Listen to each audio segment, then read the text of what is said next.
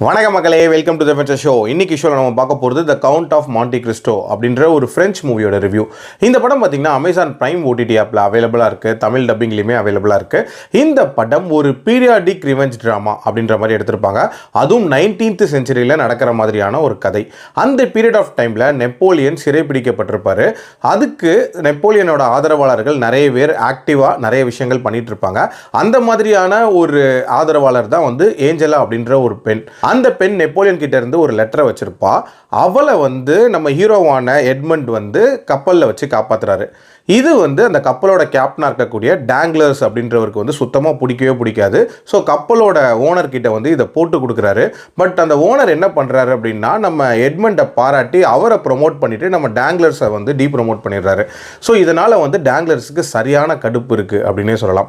கேப்டனான மகிழ்ச்சியை வந்து நம்ம ஹீரோ வந்து தன்னோட லவ்வர் கிட்ட போய் சொல்கிறாரு. அவங்க ரெண்டு பேரும் ரொம்ப வருஷங்களாக காதலிச்சிட்டு இருக்காங்க. இன்ஃபேக்ட் கல்யாணம் வரைக்கும் போக போகுது. பட் அதே ஹீரோயினை வந்து ஒன் சைடாக ஃபெர்னாண்ட் அப்படின்னு சொல்லப்படுற நம்ம ஹீரோவோட கசனும் காதலிக்கிறாரு.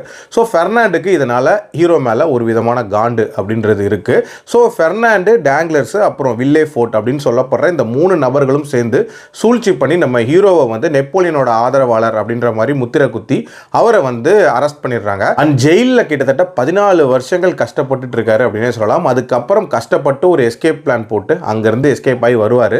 வந்து பார்த்ததுக்கு அப்புறமேட்டு இவரோட லைஃப்பில் என்னென்ன மாதிரியான மாற்றங்கள் வந்திருக்கு, அண்ட் இவர் திருப்பி எப்படி அந்த 3 பேரை ரிவெஞ்ச் எடுக்கிறாரு, அதுக்கு என்ன மாதிரியான ஸ்ட்ராட்டஜி பில்ட் பண்ணுறாருன்ற மாதிரி நிறைய விஷயங்களை சொல்லக்கூடிய ஒரு படம் தான் இந்த படம். கதையாக பார்த்தீங்க அப்படின்னா ஒரு சிம்பிளான ரிவெஞ்ச் ட்ராமா அப்படின்ற மாதிரி தோணும். பட் அதையும் தாண்டி இதில் ஏகப்பட்ட லேயர்ஸ் இருக்குது அப்படின்னே சொல்லலாம்.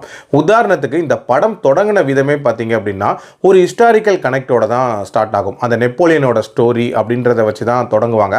அதுக்கப்புறம் அந்த ஜெயிலுக்குள்ளே நடக்கக்கூடிய போர்ஷன்ஸ் அப்படின்றது ஒரு நீட்டான சர்வைவல் ட்ராமா மாதிரி இருக்கும் அப்படின்னே சொல்லலாம். இன்ஃபேக்ட் சூப்பராக அதுலேருந்து எஸ்கேப் ஆகிற மாதிரி காட்டியிருப்பாங்க.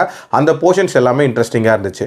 அதுக்கப்புறம் வெளியே வந்தால் ஒரு மாதிரி ட்ரெஷர் அண்ட் மோட்குள்ளே வந்து கதை போகும். அதுவுமே இன்ட்ரெஸ்டிங்காக இருந்துச்சு. அதுக்கப்புறம் தான் அந்த ரிவெஞ்ச் அப்படின்ற ஒரு போர்ஷனுக்குள்ளே போவாங்க. இன்ஃபேக்ட் அந்த ரிவெஞ்சுமே பார்த்தீங்க அப்படின்னா ஓவர் ஹீரோயிசம்லாம் பண்ணி ரிவெஞ்ச் எடுக்கிறது அப்படின்ற மாதிரி இல்லாமல் ஸ்ட்ராட்டஜிக்கலாக அப்ரோச் பண்ணுற மாதிரி காட்டியிருப்பாங்க.